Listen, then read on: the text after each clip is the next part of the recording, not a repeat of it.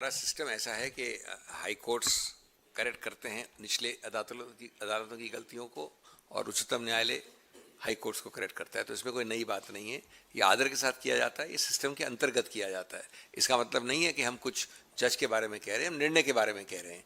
निश्चित रूप से उस निर्णय में त्रुटियां थीं, त्रुटियां हमने पॉइंट आउट की। पैरा 14 में ये त्रुटि है जिसकी आप बात कर रहे हैं, पैरा 15 में और त्रुटियां हैं, और उन पैराओं को देखकर आखिर उच्चतम न्यायालय का अधिकार क्षेत्र इसलिए बनता है।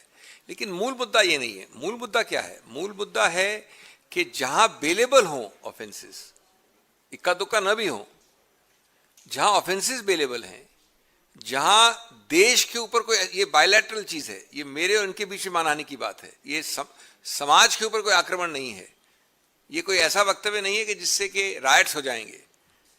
तो आपको पहला प्रश्न ये पूछना है कि क्या 50, 60, 70 लोग जाएंगे निजामुद्दीन?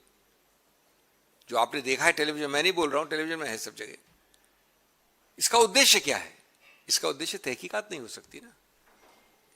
यह है मूल मुद्दा कि आप अरेस्ट करने के लिए सिवाय उसके और कोई आपके पास विकल्प नहीं है। ये कहां दिखाया आपने? कई ऐसे केसेस होते हैं जहां गिरफ्तारी आवश्यक होती है।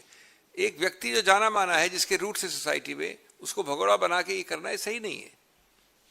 अभिषेक जी, मेरा सवाल ये है कि जिस तरीके से चुनाव के दौरान टिप्पणियां मुख्यमंत्री की ओर से की गई, खेड़ा साहब को पेड़ा बना देंगे, और उसके आगे भी कई शब्दों का इस्तेमाल किया गया, इन अमर्यादित जो टिप्पणियां की गई, और उसके बाद जिस तरीके से पुलिस बल यहाँ पे भेजा गया, फिर हैदराबाद भी भेजा गया, क्या कोई कानूनी पहलू है अभिषेक मनु सिंघवी जी, मुख्यमंत्री के खिलाफ भी कार्रवाई के मद्देनजर? क्या आपको लगता है कि ऐसे अमर्यादित शब्दों के खिलाफ आप लोग कोई कानूनी कार्रवाई का विकल्प बचता है? जहां तक इस केस का संदर्भ है, इसके हर वक्तव्य को हमने याचिका में दिया है। जो आपने बोला वो दूसरे पेज पे, इसका पहला पेज मैं चैलेंज करता हूं, किसी को आप पढ़ नहीं सकते वो।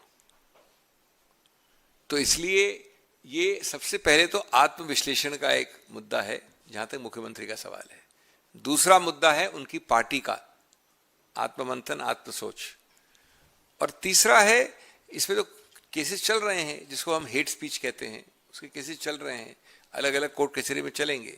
लेकिन मुद्दा है कि साहब, जहां आप एक मानहानि को एक कारण बना के जो आपने शब्दावली का इस्तेमाल किया है, वो मानहानि के कई कोस आगे निकल गया है।